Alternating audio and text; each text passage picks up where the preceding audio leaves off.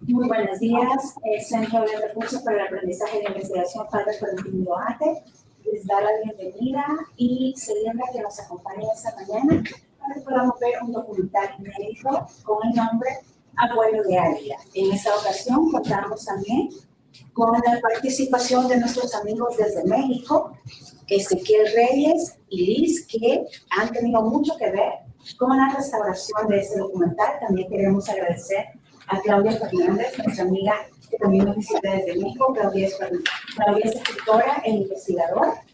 Claudia, si usted no se puede la conoce. Sí.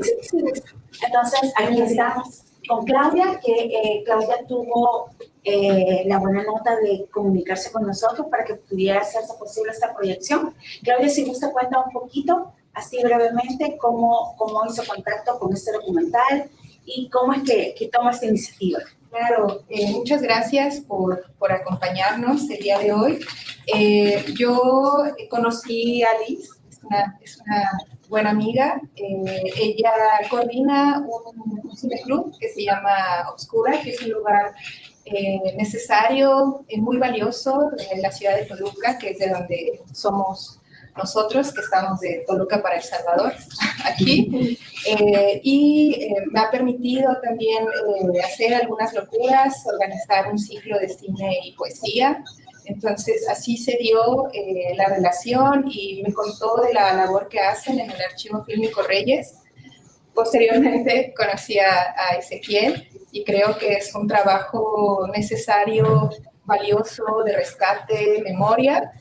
Y bueno, platicamos un poco de que podría haber la posibilidad de proyectarlo acá. Entonces, sería la segunda, ¿verdad? Sí, la segunda, yo estoy viendo para acá,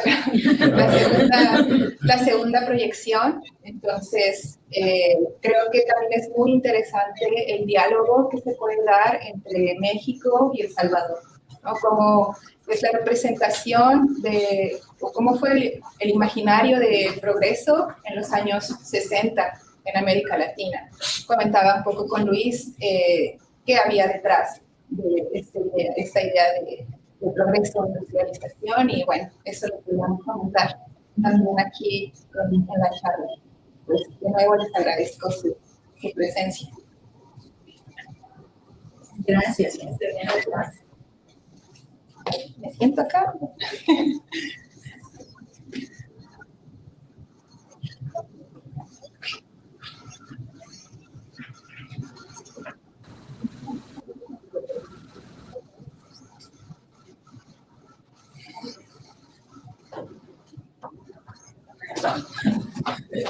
Perdón, de verdad. Bueno, sí, queremos iniciar la proyección. ¿Saben por qué? Este archivo es muy interesante porque recuperó, se encontró este documental en el mercado de La Lagunilla. Liz es quien ha restaurado, así que antes de ver el documental vamos a ver cómo fue el proceso de restauración y queremos que Liz nos cuente un poco qué fue lo que hizo. Hola, primero que nada y que todo esto, muchas gracias por asistir, por el interés de que les genere esto de parte de acá de México, especialmente una pequeña parte en el Estado de México. Gracias por la conexión, Clau. Es muy hermoso también tener este tipo de puentes con ustedes, con otro tipo de países también, de cultura, de contexto. Ustedes, gracias también. Espero que sí se escuche, espero que sí. Y nada, o sea, nosotros también somos un archivo público, un archivo ciudadano, en donde rescatamos y procuramos, más que nada, películas y la historia del cine, de lo audiovisual en el Estado de México, precisamente. El Estado de México queda ubicado en la zona céntrica del país de México.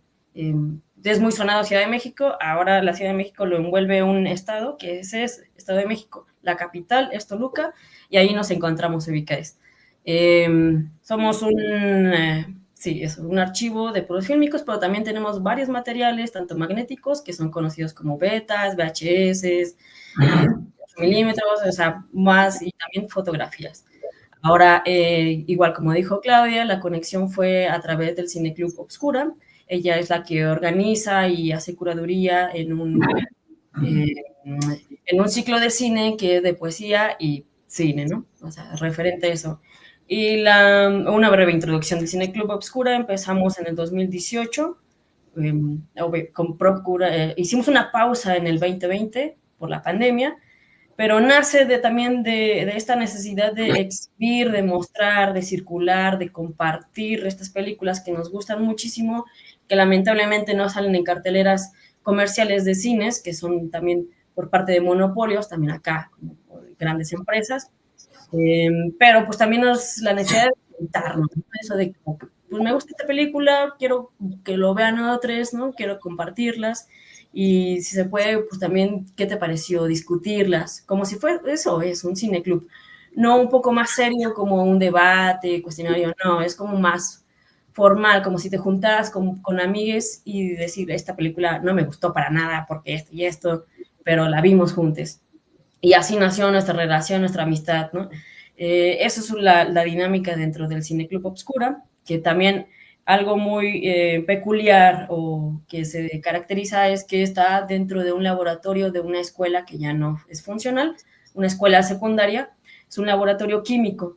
¿Y por qué químico? Pues porque ahí también el Cineclub Obscura nace de un proyecto que se llama Toluca Análogo, que nos dedicamos al rescate, y nos dedicamos al revelado, al cuidado y preservación de fotografías análogas en 35, 120, todo lo que tenga que ver con un laboratorio químico en la fotografía, fotoquímica.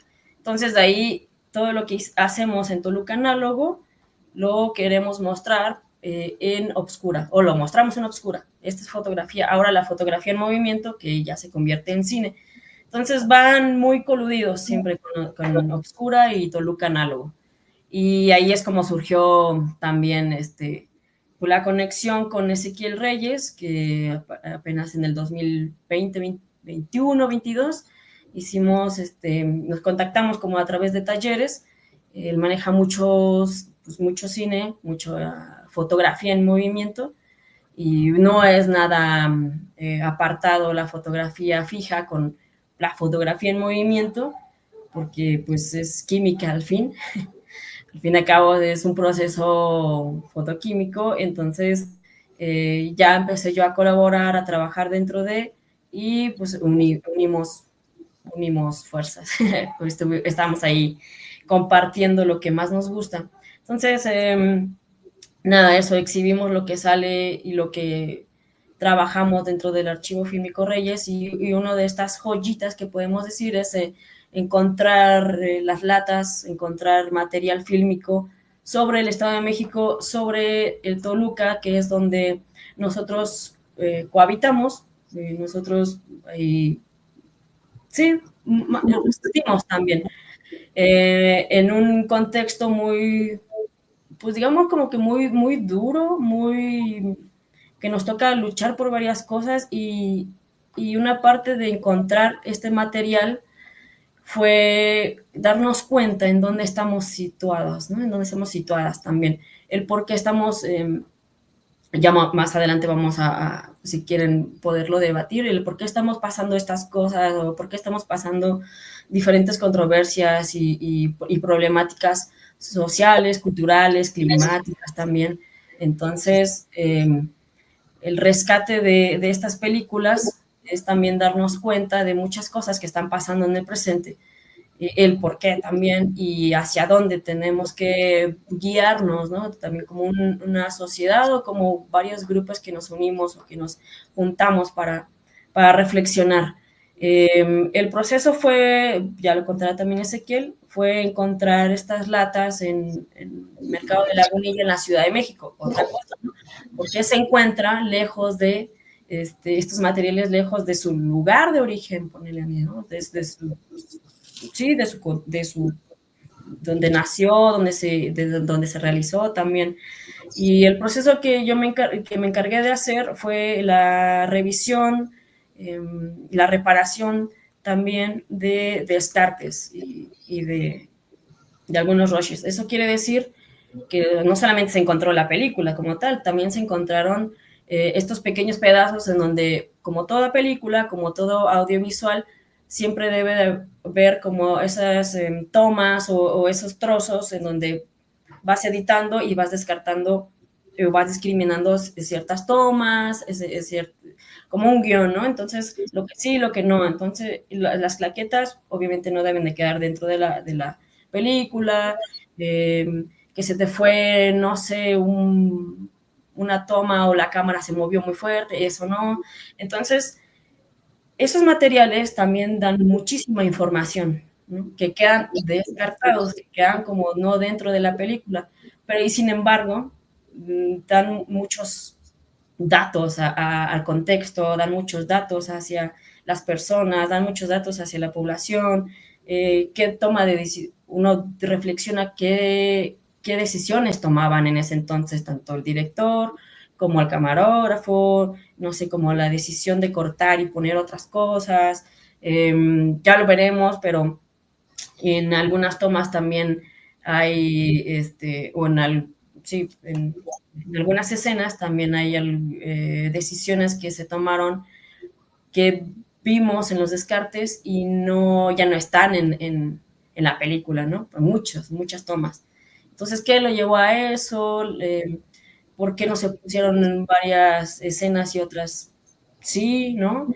Entonces, eso es lo que me encargué también de limpiarlas, o sea, hacer un diagnóstico, porque las películas no aparecen así como rollos limpios, bonitos, ¿no? Obviamente tienen un montón por ejemplo, se encuentran como polvo, hongos, el diagnóstico se trata de eso, ¿no? De ver qué es lo que tienen, cómo vienen, y se lleva a un proceso de escaneo, ¿no? De digitalización, a limpiarlas, repararlas si es posible, también incluyen el diagnóstico, y pasarlas a su siguiente proceso, ¿no? Que es el escaneo, la digitalización, para ya después verlas, pues bien, ¿no? Digital y pasarlas a color, porque el proceso que hice fue revisión de los negativos. Ya más adelante veremos el video, donde pues podremos ver qué abarco, pero en sí es el proceso. Ya después se hizo la restauración digital. Lo único que se puede hacer en estos materiales o sin todo el proceso es la restauración digital, que consta eh, de pegar los roches también, de la corrección de color, algunas tomas, la corrección de imagen y sonido también, porque en un momento lo platicará Ezequiel. Eso también se encontró en otros rollos, el sonido, antes se hacía así, aparte el sonido en unos rollos y aparte la imagen, habrá que sincronizarlos, habrá que ponerlos, la imagen junto con el sonido, y eso se trataba de una sincronización. Es todo un arte, la verdad es todo un proceso muy, muy bonito, en donde queremos también compartir eso, ¿no? ¿Qué es lo que conlleva hacer una película? ¿Qué es lo que conlleva a descartar ciertas tomas, a todo lo que el proceso que dentro de un archivo más fílmico, porque puede ser un archivo de visual, que es también esto, lo que podemos ver, ¿no? Lo digital, que es otro proceso, pero lo fílmico lo podemos tocar, lo podemos oler, lo podemos sentir y compartir y verlo, ¿no? Pues la tira de película, que no sé si aquí alguien ya le habrá tocado o todavía tiene esos negativos de rollos de cámaras de 35 milímetros que los conserva todavía, porque pues solamente así sí, pues tener a la memoria, ¿no? Tus recuerdos, tu familia, tus bisabuelos, tus abuelos, solamente están así en fotografías. Imagínense tu población en donde creciste, tu pueblo, el mercado, lo que ya no está ahorita, verlo en movimiento. Entonces es también un proceso muy emocional también, algo que no te tocó, al menos como a mí o mi generación, no me tocó ver en mi ciudad en donde lo habito, en la ciudad donde habito, no me tocó verlo, pero sí a mis abuelos es también algo muy contrastante, como muy choqueante. y reflexionar sobre ello, decir, ¿qué pasó, no? Porque ahora el río en donde se ve en la película que está demasiado limpio, demasiado hermoso, hay campos, ahora es un proceso de industrialización muy, muy choqueante, muy impactante. ¿Qué pasó entonces ahí? Ya no crecí con eso, ya no nací con eso, esas imágenes, esos paisajes ya no nos toca. ¿Qué les tocará a las otras generaciones también, ¿no? Eso también nos pone como a pensar muchísimo. Y nada, muchas gracias. Espero que disfruten este video también del proceso. Si tienen alguna duda, comentario, adelante. Estoy muy dispuesta a platicar más a fondo sobre ello. Pero gracias, Clau. Gracias también a ustedes por asistir. Aquí estamos a disposición, sí, para no hacer más larga la charla ya después al final.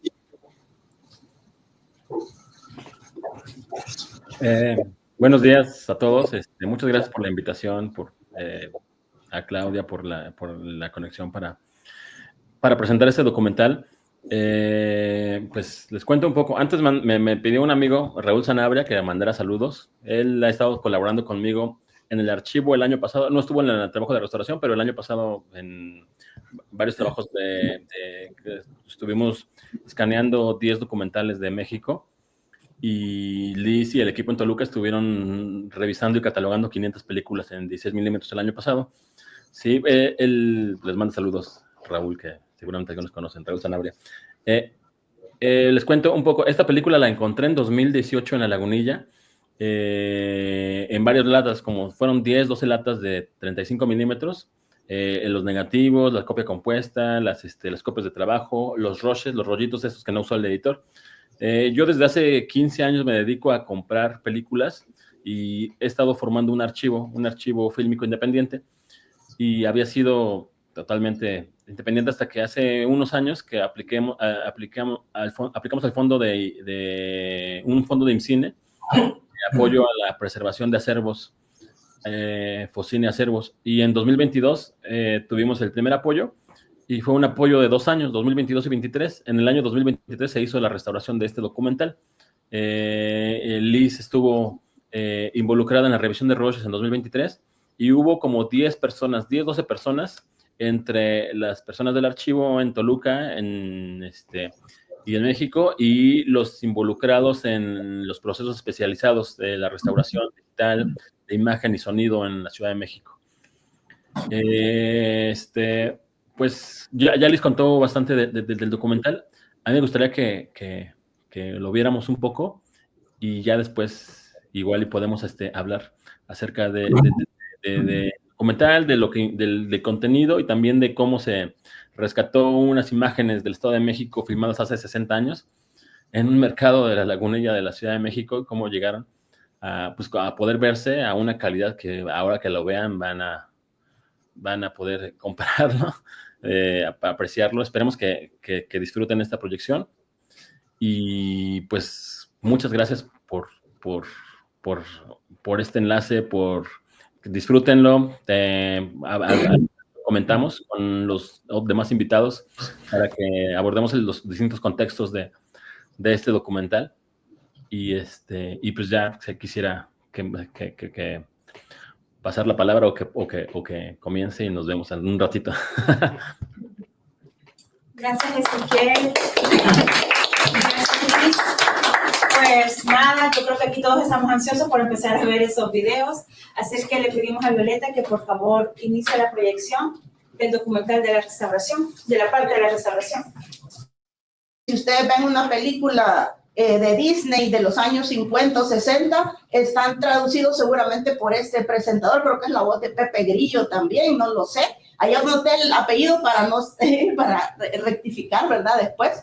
Pero sí, si ven, es una voz exaltada, es una voz que nos está explicando diferentes escenarios dentro de esta narrativa. En el cine se hacía eso mucho también. Antes de empezar una película que tenía algún contenido social, por ejemplo, iba a hablar del divorcio, de los peligros del divorcio, de los peligros de andar con personas de la calle, etcétera, siempre entraba el cine, es decir, los mexicanos estaban acostumbrados a escuchar este tipo de voces, este tipo de narraciones. Y muchas películas comenzaban así: en una gran ciudad donde el bullicio y la furia están presentes, llega una joven inocente del campo a buscarse un futuro, a forjarse, porque siempre estaban hablando, había mucho contenido cinematográfico y a pesar que aparecían grandes estrellas y era para comercialización, tocaban ese tipo de temáticas. Si se fijan aquí ahí me callan a los 10 minutos que se me olvidó contar el tiempo.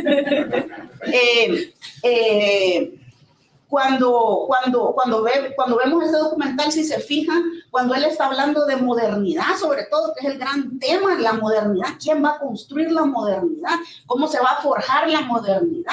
¿Quién es responsable por la modernidad? ¿Quién está vigilando que exista, verdad? Cuando se habla de modernidad, si ven, no es como ahora que nos presentan grandes edificios y las carreteras súper modernas y todas esas ideas de modernidad que se maneja mucho aquí en el mundo, quizás desde los años 90, ¿verdad? Sino que nos están hablando de una modernidad que empieza desde la tierra, ¿verdad? Nos están dando estos símbolos también culturales bien importantes.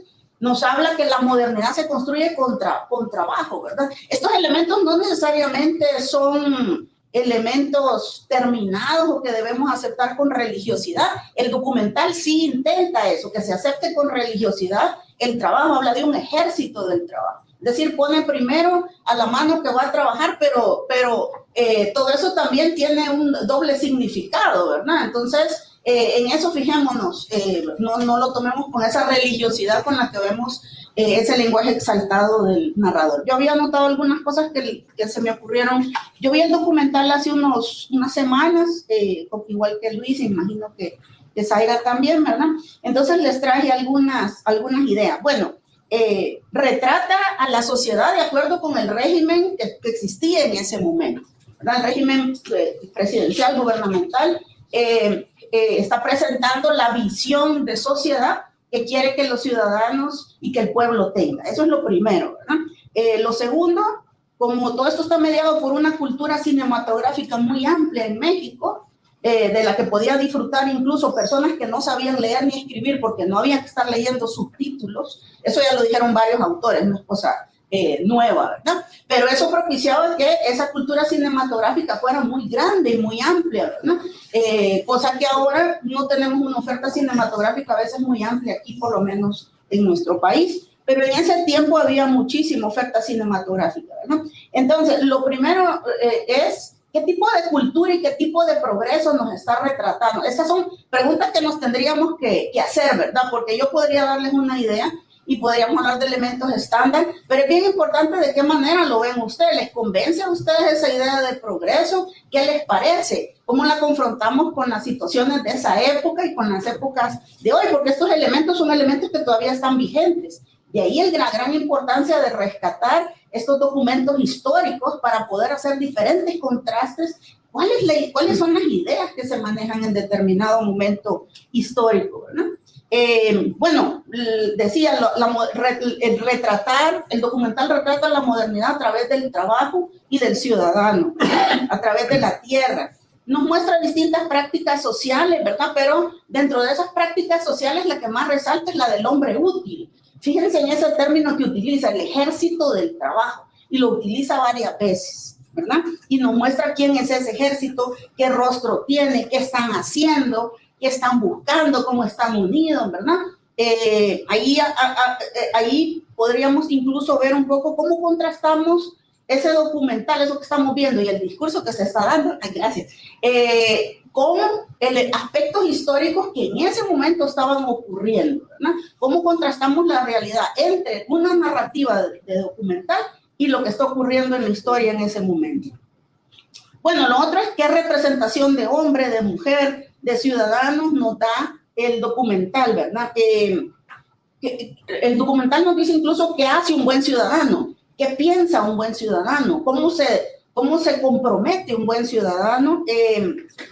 Tiene también una mezcla de figuras históricas, si se fijan, menciona varias figuras históricas mexicanas, menciona también cómo trabajo como la artesanía lo define como un oficio noble, así también el trabajar la tierra, ¿verdad? De qué manera, si se fijan también la musicalización nos muestra cómo el narrador va exaltando sus sentimientos a la par de que estamos observando determinadas imágenes.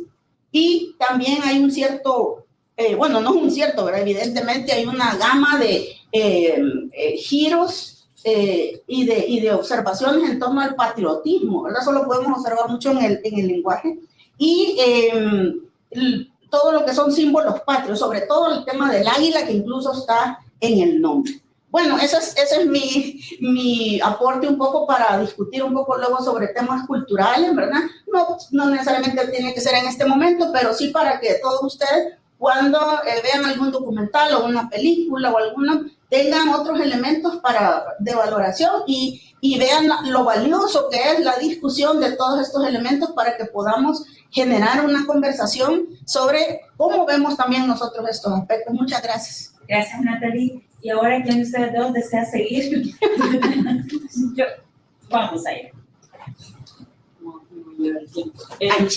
Buenos días. Tal vez para hacer un poco de contexto en el sentido que mencionaba Natalie, México es 100 veces más grande que El Salvador en términos de territorio. El Estado de México es más o menos del tamaño de El Salvador, tiene 22.500 aproximadamente kilómetros cuadrados. Pero el Estado de México actualmente tiene 16.9 millones de habitantes. El Salvador tiene 6.3. Entonces estamos hablando de una megaurbe. Y también es importante contextualizar en ese momento en el cual este material está siendo grabado, porque conecta con algo que Natalie nos acaba de comentar sobre ese discurso triunfalista, esa visión del desarrollo a través de la obra pública, etc. Y estamos hablando de la época de oro del capitalismo, triunfante después de la Segunda Guerra Mundial, al finalizar en 1945. En México, en ese momento, el presidente es Adolfo López Mateos, que en el periodos anteriores, estamos hablando de en la primera mitad de los años 50 en México, había fungido como secretario del Trabajo. Y a él le tocó lidiar con la conflictividad resultante de que la gente podía comprar cada vez menos, por un tema de inflación, por un tema de tipo de cambio. Entonces, digamos que él logró en su momento, cuando era secretario del Trabajo, estabilizar un poco la situación, llegando a acuerdos que protegieran en alguna medida el poder de compra de los trabajadores. Luego de eso fue presidente, en 1958 hasta 1964, que es donde se ubica este material. En ese momento, bueno, un poco después, pero desde antes, se conoce el periodo como un periodo de desarrollo estabilizador en México. Fue un periodo bueno, en la Semana Santa de 1954 ocurrió un proceso de devaluación fuerte del peso mexicano. Y eso tuvo impactos a nivel de precios también, y eso al final se traduce en que la gente tenía cada vez más difícil comprar cosas. La gente trabajadora, que se exalta de esa manera en el documental. Entonces, la directriz del gobierno de López Mateos y posteriormente de Díaz Ordaz, ya a partir de 1964, fue estabilidad en dos sentidos, económica y política, porque la estabilidad era una condición indispensable para el desarrollo. Estabilidad económica en el sentido de el tipo de cambio que sufrió una fuerte devaluación, o sea, a inicios de 1954, se mantuvo estable hasta finales del 1976. O sea, se devaluó un montón, pero ahí se mantuvo. Y luego también hubo una preocupación especial por mantener el nivel de precios para que el problema de los salarios no volviera a caldear los ánimos. Sin embargo, la situación de desigualdad estaba allí y de alguna manera aparece retratada en el documental, como ustedes lo ven. Incluso la música cambia cuando habla del golf, cuando habla de las cabañas, cuando habla de la marquesa. Y si ponemos un poco más de atención, vemos que el color de piel del público que está en un escenario y otro, o sea, no son los mismos los del Ejército del Trabajo que los que están en el campo de golf. Entonces, también es un proceso de desarrollo bien desigual. Entonces, tenemos un esfuerzo del gobierno por mantener estabilidad macroeconómica, un gobierno a favor de los negocios, que no es lo mismo que un gobierno a favor del mercado. Era un gobierno que orientaba el desarrollo y que estaba ahí para facilitarle la inversión a los empresarios, pero no era un gobierno que le iba a dejar a los empresarios algunas decisiones. Entonces era un Estado desarrollista, ¿no? Conductor del proceso de desarrollo. Y esta estabilidad solo se podía lograr, o sea, esta casa ordenada para las inversiones solo se podía lograr también con estabilidad política. Y la estabilidad política en un entorno de creciente desigualdad, en un entorno en donde los trabajadores habían sufrido en gran medida la pérdida del poder de compra, que no se había recuperado tanto, sobre todo en el campo, más en las ciudades. En un contexto de industrialización, la industria de México creció en ese periodo más en su importancia en el Producto Interno Bruto y también en términos de su importancia en las exportaciones. Y justamente lo que vemos ahí, ¿no? El Estado de México como el lugar de la industria. Y entonces esta estabilidad política estaba vinculada con una relación cercana entre el gobierno y los sindicatos y las organizaciones campesinas. De tal manera que el gobierno daba concesiones, por ejemplo, a la Central de Trabajadores Mexicanos, que aglutinaban sindicatos importantes de ferroviarios, del sector eléctrico, etc. Y los sindicatos le prometían al gobierno, no le vamos a hacer desorden. Ahora bien, el problema era con todos los otros trabajadores y trabajadoras que no estaban en esas centrales sindicales o que estaban en otras áreas económicas. Esos no tenían las concesiones que tenían los sindicatos en su relación cercana con el gobierno. Entonces tenemos estos dos componentes clave del desarrollo. Tenemos la estabilidad económica y la estabilidad política. Y yo creo que este discurso, cuando yo vi este documental, es que sí, era una exaltación, ¿no?, del proceso de desarrollo muy acorde con el momento, el Estado desarrollista, la obra de infraestructura física, ¿no?, las grandes hidroeléctricas que aparecen allí también, las carreteras, las universidades, las escuelas, como un elemento característico del desarrollo. Y esto que aparece ahí del Ejército del Trabajo empalma muy bien con una iniciativa de cómo mejorar las condiciones de vida de la gente en el campo, en donde la gente en las comunidades trabajaba directamente sobre todo en las obras de infraestructura. Pero todo este discurso como que se ve triunfalista, ¿no?, esta cuestión del gobierno que nos va a llevar a otro estado de desarrollo, simultáneamente se están cocinando condiciones que luego van a explotar a su manera en Tlatelolco, en 1968. En ese momento, y por aquí encontré, tuve que revisitar mi libro de Historia de México. Yo tuve oportunidad de formarme en México en la maestría, y ahí veíamos en Historia Económica de México, creo que perdí de vista esta página lastimosamente, pero era un discurso que emitieron los de la Central de Trabajadores Mexicanos con ocasión de los hechos de Tlatelolco, y lo que decían es que eran estudiantes universitarios que estaban en contra del desarrollo y del progreso, y que pues ellos apoyaban al gobierno, ¿no?, en su actuación en Tlatelolco. Entonces, bueno, no lo encontré, pero bueno, por aquí va a aparecer eventualmente cuando ya no lo necesito. Pero si lo encuentro, se lo paso. Entonces creo que a mí me llamó mucho la atención cuando me dijeron hablar de algo económico, y luego vi el documental y yo ¿qué voy a decir? Pero entonces me acordé de mi clase de Historia de México en la UNAM, y digo, es que tienes todo el sentido del mundo, la tónica del documental, las imágenes del desarrollo, el papel del Estado en ese momento, y también es bien contrastante esas imágenes que yo veo del Estado de México con otras que yo vi viviendo en México, cuando vi, por ejemplo, Ecatepec, que es una mega urbe, que ahí no se ve ninguna imagen parecida. Tal vez para quienes vivimos en El Salvador, yo continuamente hacía las comparaciones. Ecatepec sería algo así como Altavista, o como Montes de San Bartolo allá en Soyapango, ¿verdad?, o como ahora Lourdes, no sé, es decir, esas zonas urbanas que son periféricas a los centros, pero bueno, si México es 100 veces más grande que El Salvador, imagínense el tamaño de aquella mega urbe. Entonces, todo es más grande, mucho más grande. Entonces, también eso me llamó la atención en este documental sobre el Estado de México y esa época. Entiendo que es del 63, entonces estamos hablando justo de finales de la gestión presidencial de López Mateos, y de esta concepción del desarrollo y de este momento de México y del mundo en el contexto del capitalismo mundial. Bueno, yo con eso. Gracias, Zaira. Y bueno, como les decía, si dicen al final, hacemos las preguntas, al final de las exposiciones. Y Luis ahora ya no se puede echar para atrás, el secreto con ustedes. Bueno, muchas gracias. En primer lugar, quiero agradecer a Claudio Fernández por haber tenido la iniciativa de pasar, pues, de compartir este documental con ustedes y a los compañeros que están ahí participando desde México, que son los artífices también de este trabajo, ¿no?, de memoria histórica.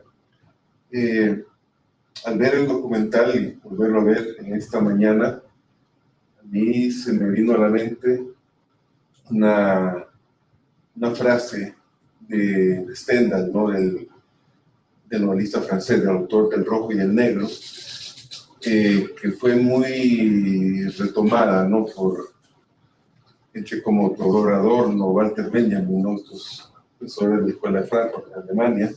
La frase de Stendhal es: la obra de arte es una promesa de felicidad. Uno ve el documental y efectivamente este documental, pues, muy hermoso, ¿no?, es muy estético, una cuestión muy impresionante, ¿no?, como lo han destacado Natalie y Zaira. De alguna manera es una promesa de felicidad, pero tanto para Benjamin como para Adorno, también esto significa, pues, algo problemático, ¿no? No solo la obra de arte, ¿no? La modernidad es una promesa de felicidad. Una promesa de felicidad que habría que ver si es una felicidad cumplida o es una promesa defraudada, ¿no?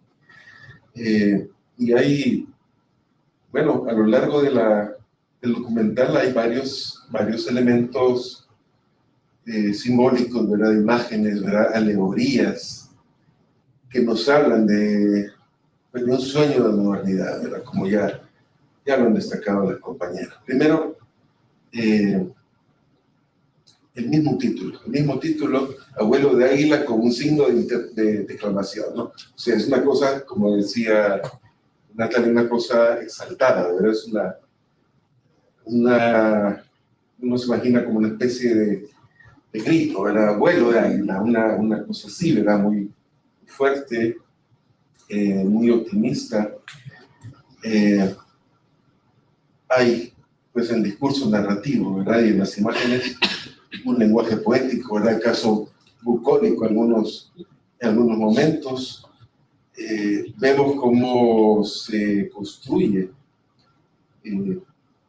o cómo se plasma, ¿no?, a través de imágenes, toda la construcción discursiva del nacionalismo mexicano desde la perspectiva del PRI, del partido que tuvo el poder en México durante muchas décadas, ¿verdad? Y como decía Mayra, ¿no?, pero Zaira, va a entrar en un periodo crítico, ¿no?, en los años 60. Por ejemplo, toda esta reconciliación del pasado y el presente, todo el uso de imágenes del pasado prehispánico, qué sé yo, construcciones, determinadas imágenes del pasado colonial y de la modernidad, ¿verdad? Por ejemplo, cómo se ve este contraste muy fuerte, ¿no?, que en la película se quiere armonizar de vestigios o de presencia también de prácticas de dominación colonial, por ejemplo, las instantáneas de los mercados, pero siempre con este discurso donde el pasado y el presente, lo colonial, lo prehispánico, lo moderno, llega a una síntesis perfecta, ¿verdad? No hay ninguna contradicción entre estos elementos, ¿no?, sino que serían elementos que expresan una determinada identidad, ¿verdad?, un proyecto identitario a favor de las clases dominantes, evidentemente.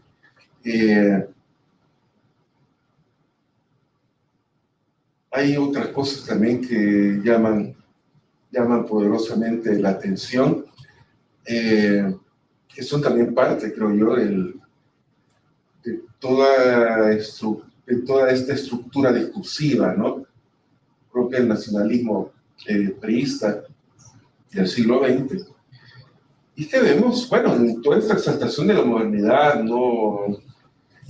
Cosas, ya lo destacaba Zaira, por ejemplo, la cuestión del ejército, del trabajo, cuestiones como también la electrificación como la gran panacea para llevar a México a la modernidad, ¿no? Y en particular esto me recuerda dos cosas. Trotsky, que antes de caer en desgracia con Stalin, fue comisario del pueblo, en materia de electrificación decía que la llave para dejar el retraso en Rusia era electrificación y colectivización, ¿no? Un poco sí, ¿verdad? Y lo segundo es que en muchos de pasajes del documental, pues a mí me parece estar viendo también un hermoso documental soviético, ¿verdad? Porque es toda la cuestión de la exaltación de los cuadros dirigentes, bueno, el pueblo y el partido, el gobierno trabajan de la mano,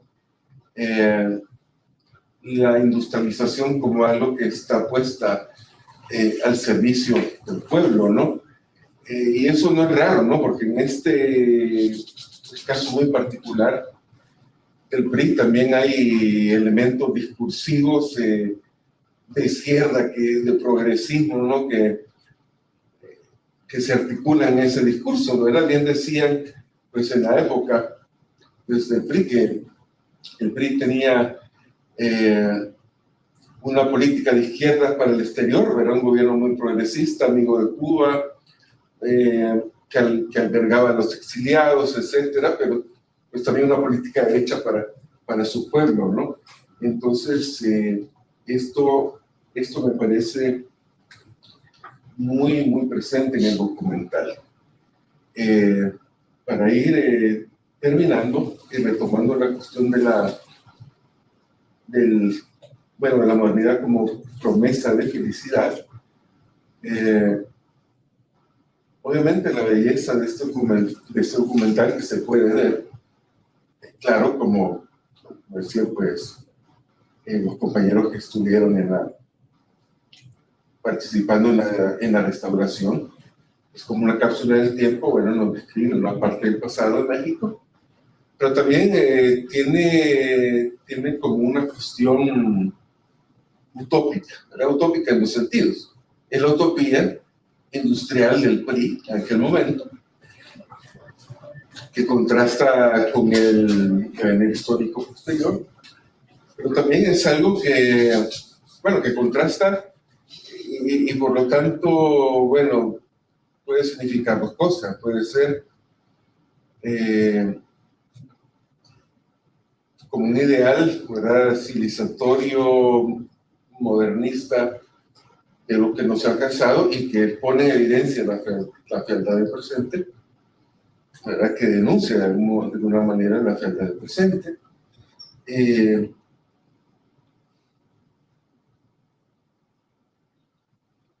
O también algo que, y con esto quiero cerrar, efectivamente en ese contraste con el presente, pues Zaira hablaba del diseño de Díaz Ordaz, de la matanza del 68. También hay una pequeña alusión en el documental, muy pequeña, periférica, donde se habla de un lugar, pues en el Estado de México, que es Avándaro. El lugar tiene una significación importante, ¿verdad? El documental, en esta numeración toponímica, pues entra dentro de este lenguaje bucólico, ¿no?, en que se nos presenta pues, la industrialización y las bellezas naturales del Estado de México. Pero Avándaro es, si ustedes vieron este documental de Rompan Todo, es un lugar, una localidad del Estado de México, donde el año 71 también hubo un incidente, un hecho histórico, que marca, digamos, como si hablamos de electrificación, como los cortocircuitos de este sueño de la modernidad. Y fue pues, un gran concierto que le llamaron el Gusto Mexicano, donde a partir de ciertas cosas que ocurrieron ahí, hubo una persecución férrea contra los rockeros mexicanos, ya me dice la profesora de la moralidad, ¿no?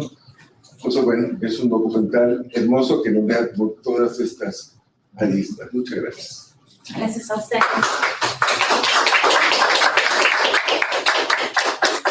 Yo también quiero agradecer la presencia esta mañana de Alejandro Molina, agregado cultural de México. Alejandro, no sé si tiene unas breves palabras. Pues, primero que nada, felicitarlos por estas 3 magníficas exposiciones que han hecho en el marco de la producción de este documental Abuelo de Águila. La verdad es que también es la primera vez que lo veo y es muy significativo este análisis que realizan porque retrata una realidad que, como ustedes bien señalan, pues es debatible, ¿no? Es decir, había un discurso en ese entonces, recordemos que México venía de un proceso primero del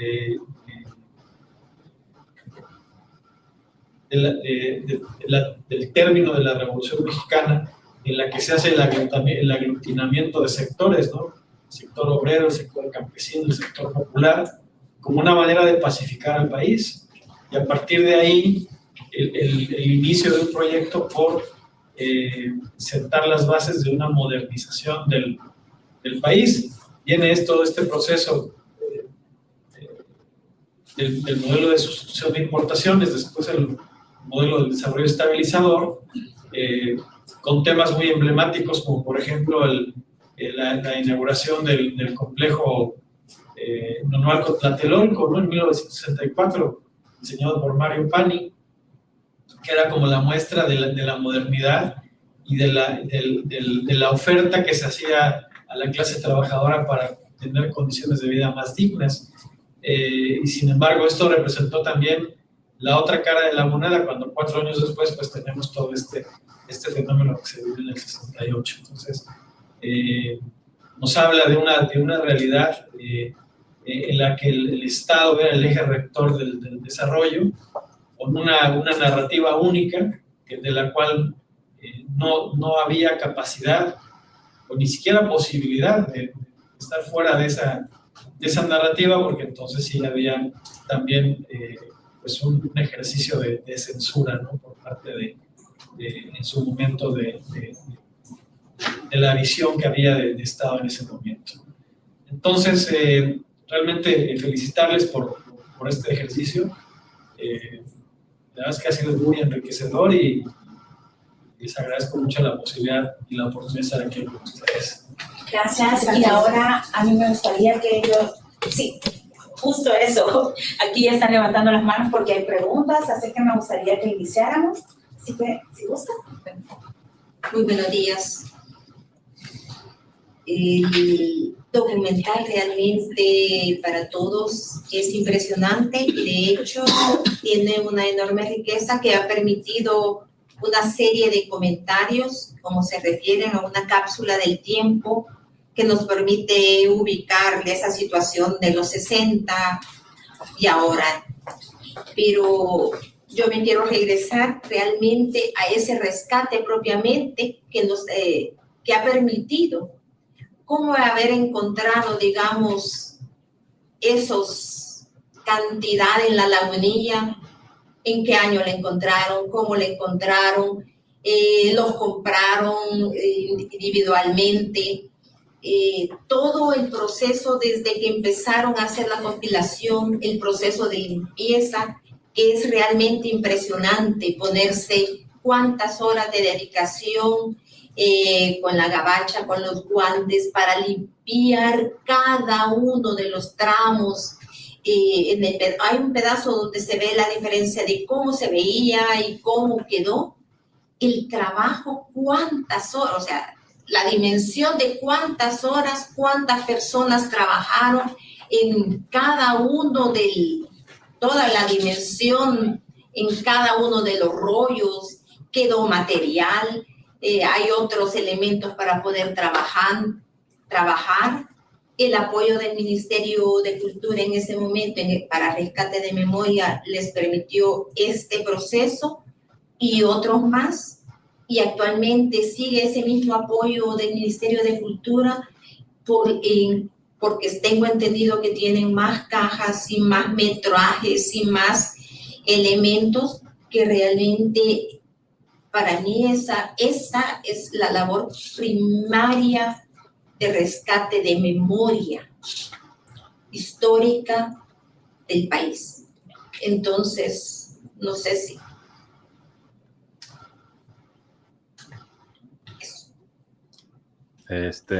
Bueno, voy a contestar un poco. El documental, bueno, los rollos los encontré en la Lagunilla, los compré, los fui comprando poco a poco. Fueron alrededor de 20 rollos, bueno, en latas metálicas. De hecho, aquí tengo una. Venían en estas latas, decían Estado de México, imagen, y en algunos casos venía sonido, ¿no? Y bueno, latas así de metálicas, algunas ya algo oxidadas, de 1000 pies, o sea, 10 minutos de material, más o menos, ahí vienen los rollos. Y los fui comprando alrededor de varios meses durante 2018, el año 2018, y todo empezó porque a partir de uno de los rollos vi que había unas imágenes del mercado de Toluca, que aparece ahí una secuencia del mercado de Toluca. Los vieron, yo estoy haciendo un documental del mercado de Toluca desde hace varios años buscando material de archivo, y cuando vi que tenía imágenes del mercado de Toluca, decidí buscar todas las películas que pudiera de esta colección durante varios meses de 2018. Y los tuve almacenados hasta que apliqué en 2022 a una convocatoria de Focine para el Fondo de Conformación de Acervos, que de hecho era la segunda vez que se daba este fondo para archivos, acervos. En IMCINE no tenía ninguna, IMCINE, que es la institución encargada de apoyar al cine mexicano, no tenía ningún fondo, ninguna convocatoria de apoyo a archivos, acervos, hasta 2021 que sacó la primera. Y en 2022 aplicamos a este fondo a 2 años, y en el segundo año pusimos la restauración de este documental, sabiendo que podríamos tener todos los materiales, ¿no? El negativo, el sonido, incluso los descartes o rollos que fueron los que Liz se encargó de trabajar. Y esto es raro, ¿no? De hecho, las películas, por lo general, aparece la copia compuesta, que es la copia de imagen y sonido. Si están los negativos, es también como un lujo que esté el negativo original, pero incluso ya que estén los rollos son las tomas que no se usaron, que salieron del documental, que se filmaron, pero no se usaron. Esos estaban, una copia compuesta, el sonido, negativo de sonido, y las copias de trabajo que trabajaron los editores para hacer esta corte final. Y fue una suerte que pudiéramos encontrar, o sea, que pues pudiera conseguir todos los materiales y que todos estuvieran disponibles para que en el momento de escoger el corto que íbamos a restaurar fuera que es el más completo que está en el archivo de todos los cortos que hemos rescatado y conseguido. Este es el más completo. Y pues ya vieron la calidad. De hecho, el negativo se conservó muy bien la imagen, el color.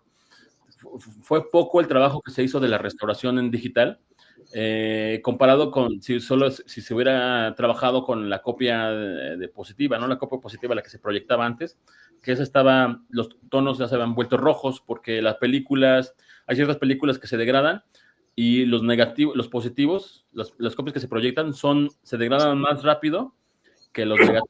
El negativo estaba mejor conservado en su lata que el positivo. Claro que tenía algunas manchas o polvo, pero en general estaba muy bien conservado. Y pues sí, fueron como 10, 12 personas las que estuvieron involucradas, 10, 12 o más personas que estuvieron involucradas, porque en donde se trabajó la restauración, en el laboratorio que trabajó la restauración digital cuadro a cuadro y en la corrección de color, ahí mismo se escaneó, y ahí fueron 5 o 6 personas los que estuvieron trabajando en el documental. El costo total de la restauración fue de alrededor de 200,000 pesos, como $10,000 americanos más o menos, y pues ya pudieron ver la calidad del material, ¿no? la calidad de imagen y la imagen y el sonido. De repente a la mitad, como mencionaba una de las ponentes, está como estructurado como en 10 minutos, ¿no? O sea, 10 minutos y de repente como que termina y vuelve a empezar otros 10 minutos, ¿no? El corto dura 20 minutos. Y el sonido, una de las anécdotas es que el del sonido solo había un rollo de sonido, de negativo de sonido. Y de la copia compuesta, la que tiene imagen y sonido que se proyectó en su momento, solo había un rollo. Y curiosamente era el rollo 1 de sonido y el rollo 2 de imagen con sonido. Entonces se pudo completar el sonido, porque si solo hubiera existido un rollo de sonido, pues a lo mejor, o si no hubiera tenido un rollo de sonido, no se hubiera podido escuchar la mitad o todo completamente. Y del negativo de imagen igual, si hubiera conseguido también un rollo del negativo y el otro rollo no, o sin el negativo hubiera sido más complicado hacer la restauración a partir de los otros materiales. Fue una suerte que se encontraran casi todos los materiales, todo del documental. Una suerte, una gran fortuna. Decía un amigo Jodorowsky decía que lo que buscas te busca, ¿no? Yo estaba buscando imágenes del mercado de Toluca y encontré un documental que tiene una secuencia del mercado de Toluca, y yo que soy de Toluca, pues apareció un documental del Estado de México, y qué gusto que lo puedan disfrutar también, y también podamos presenciar y elaborar discursos y con 60 años de perspectiva histórica, ¿no? Que es interesante, ¿no? Cómo podemos leerlo, estudiarlo, analizarlo. Ahora, una anécdota que me gustaría comentar, es que cuando se proyectó hace 2 semanas en Toluca, lo pudimos proyectar en el espacio de Liz, en Oscura, en el Cine Club. Una de las personas, que eran muchos jóvenes como de entre 20 y 25 años los que lo pudieron ver, había como 100 personas y el 80% eran jóvenes. Uno de ellos, unos comentarios fue que se sentía estafado, se sentía como estafado de ver esta promesa de futuro que no se cumplió, porque pues hay muchas problemáticas actuales en el Estado de México que el documental no aborda, y que algunas son producto del plan de desarrollo que no se pensó a largo plazo, ¿no? O sea, contaminación, mancha urbana, trabajos precarios, todo eso. Y pues bueno, esta promesa de futuro, cuando uno la ve con una perspectiva de 60 años, y pues este joven se dice que se sintió bastante estafado, ¿no? Con esta promesa de futuro incumplida. Bueno. Yo tengo una pregunta, gracias. Tengo la idea de que este es un documental inédito.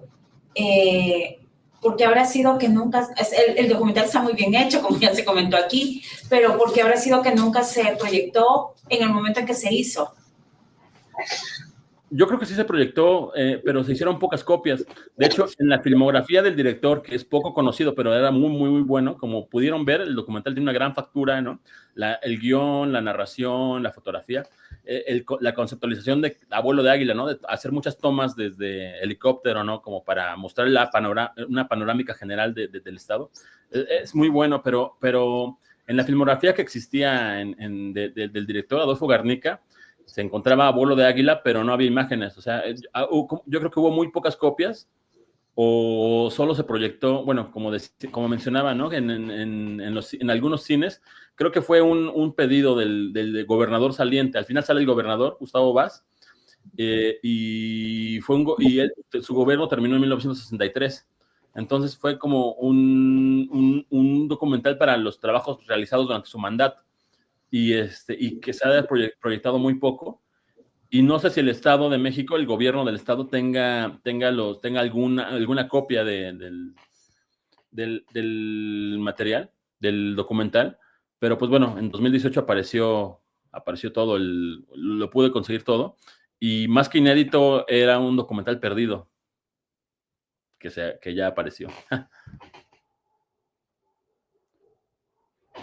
¿Sí seguimos en línea o...?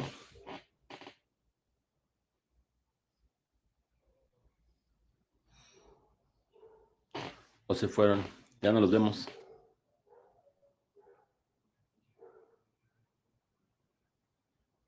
No te escucho, Liz. Okay, seguimos. Sí, bueno. Perfecto, nos escuchamos. Seguimos todos. ¿Nos escuchan? Ok, sí, ya escuchamos.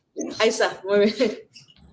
Pero sí les escuchamos todo, no se preocupen. Sí, te oímos Solo todo. tuvimos ahí una...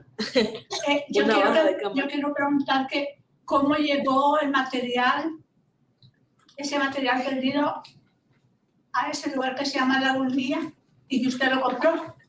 Sí, La Lagunilla es un mercado inmenso de los domingos en la Ciudad de México, que se venden antigüedades, ropa, muebles, objetos, antigüedades, y se pone los domingos en una parte del centro de la ciudad, en el norte, en una parte del centro norte de la Ciudad de México, y es muy famoso, bueno, es uno de los más famosos mercados que se ponen en las calles, en ciertas calles de la Ciudad de México los domingos.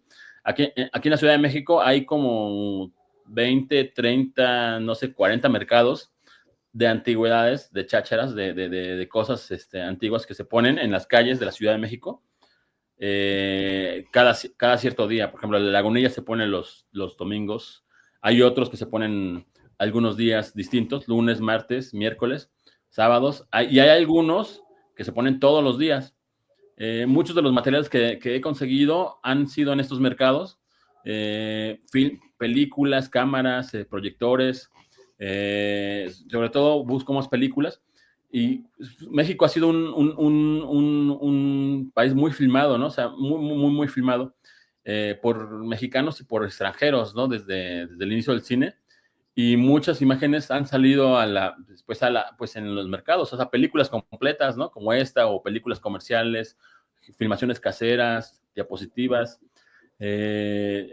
comerciales filmados en los 60s, en los 90s por productoras que terminan en los mercados, como esta memoria que termina dispersa en las calles de la ciudad, que yo me he dado a la tarea de buscarlo desde hace 15 años, antes de que lo concibiera el archivo. He buscado estos materiales, y La Lagunilla, pues hay muchas cosas, cuadros, libros, y ahí fue donde conseguí el mercado, las latas. Y yo creo que en algún momento el archivo de este cineasta estaba en algún lugar resguardado, y en 2018 o en 2017, 18 empezaron a salir a los mercados las películas que estaban resguardadas. El cineasta murió en el 99, 2000, en el año 99 o el 2000, y su archivo a lo mejor estaba resguardado en algún lugar, y empezó a salir a la venta no solo este documental, sino otros materiales que he conseguido de este cineasta en los mercados, en específico en La Lagunilla. Pero pues así terminan muchas películas, ¿no? Muchas vidas. Me ha tocado comprar filmaciones de familias completas, filmaciones completas, ¿no? Que abarcan 10 años, 5 o 10 años de una familia, de una sola familia. Y ahí termina su historia su historia filmada en las calles, en un mercado. Artista del urbano. Pues, si no hay más preguntas. Díganos, Claudia. ¿Qué proyectos próximos tienen con el archivo también de difusión de este documental? Porque la labor que ustedes hacen es sumamente valiosa, ¿no? Y amerita también seguir reconociéndola, difundiéndola, y bueno, es una alegría, ¿no? Que podamos también dialogar, ¿no? Que sea esto binacional. ¿Vas, Liz? Bueno, pues claro, también otra de las cosas que quería como aportar a la pregunta que habían hecho del trabajo dentro del archivo, ya en cuestión de meter las manos, y es un trabajo pues también sucio, entre comillas, y no tanto, porque se debe tener cierto tipo de conocimiento para diagnosticar o para ubicar qué es lo que tiene la película, y en estos casos también se hace... Bueno, dentro del equipo habemos 4 personas que realizamos este trabajo duro, que realizamos este trabajo sucio, en donde pues ubicamos limpiamos estos rollos que diagnosticamos, o que más bien como vimos qué es lo que tenía exactamente para aprobar o no aprobar si pasaba al siguiente proceso, que es la restauración digital. Fuimos, los nombro porque es súper importante quienes están dentro del equipo, fuimos Luis, Amaresh y Maris. También no necesariamente se debe tener conocimiento muy específico, pero con la práctica obviamente todo se aprende. Son integrantes de la escuela de cine, también son directores o personas que se dedican a lo audiovisual, ¿no? Nosotros somos como gente que nos dedicamos a eso, ¿no? Soy editora por oficio del cine y por lo tanto también un conocimiento pues, hay que tener ahí, ¿no? De que al menos qué es la toma, o qué es un editor, qué es una editora, qué hace, qué es director, sonido. Entonces, ahí como que también nos vamos familiarizando con eso. Claro, obviamente también hay que tener protección, ya le decían, guantes, cubrebocas, lentes. ¿Por qué? Porque son materiales orgánicos y lo orgánico, como muchos de nosotros conoceremos, pues obviamente afecta, ¿no? a quienes estamos ahí. Es un trabajo que sí depende mucho de este recurso, de esta convocatoria de Focine, pues porque, como ya lo dijo Ezequiel, se invirtió muchísimo. Es muy caro la restauración digital, es muy caro la preservación de archivo fílmico, porque a pesar de que es muy joven el cine, tiene apenas 100 años, y estas películas es demasiado joven, tiene 50 años, conservarlo conlleva muchísimo nivel económico, ¿no? Porque ya se tira, entre comillas, se desplazan estos materiales que se encuentran en estos mercados, ¿no? Pues, por ejemplo, algunos de nosotros o de aquí presentes, nuestras fotografías, los nietos o sus nietas, nietos, no tienen esa empatía o no conectan con las cartas que ustedes tienen en sus casas, con las fotos que tienen guardadas en cajas, con los videos, no les suena tan importante y por lo tanto, cuando uno ya no esté en vida, pues las siguientes generaciones, ¿qué hacen? Pues descartarlas, y cuando se descartan, pues uno ya después las encuentra en estos mercados, ¿no? Así pasa con estas películas también, esto pasa con las fotografías, y uno que le interesa muchísimo tanto la historia, pero también indagar, curiosear, o qué se puede volver a utilizar, hacer otra vida con esos materiales, qué se puede hacer. Y una de las cosas que sigue para este archivo fílmico Reyes es eso, ¿no? Reutilizar, reapropiarse, reusar estos materiales para crearnos otros tipos de discursos, otros tipos de narrativas, indagar qué podemos hacer con estas imágenes, porque si bien son imágenes, no quiere decir que sean buenas o malas o que tengan un papel, porque eso es como otro tema a discutir o debate sobre las imágenes. Tienen un cierto nivel de poder también, y eso depende de cada uno de nosotros. Eso es lo que sigue, ¿no? Reutilizar este archivo como otras nuevas formas narrativas. Y lo que sigue también tenemos muchos rollos ahí como para limpiar, como para investigar qué son, ¿no? Todavía hay muchísimo trabajo, pero depende también pues de estas convocatorias, de estos apoyos a nivel nacional, porque resulta muy caro, pues, ¿no? Tenerlo por sí solo, por sí autogestivo es no difícil, no imposible, pero resulta muy, no sé cómo expresarlo, cuesta mucho trabajo llevarlo por sí. No sé si alguno de ustedes nos acompaña que también es director, directora, o que tiene sus propios proyectos audiovisuales. Cuesta mucho trabajo llevarlo consigo mismo, ¿no? O sea, por sí mismo ponerse de su propio bolsillo. Entonces, así pasa con un archivo ya más grande, con más de 3,000, 4,000 películas de rollos de diferentes formatos. O imagínense también, ¿no? Además de recurso económico, pero también recurso humano, también recursos materiales, recurso académico. Entonces, es un sinfín de mundo, pero aún así el amor a esto todavía persiste. Muchísimas gracias. Gracias a Claudia, a Natalia, a Zaira, a Luis, a Ezequiel y a Liz. Vamos a cerrar el evento y gracias también nuevamente a Alejandro por habernos acompañado esta mañana y a todos ustedes. Así que muchísimas gracias y seguimos en contacto para otras actividades. Pasen buen día. Gracias. Gracias.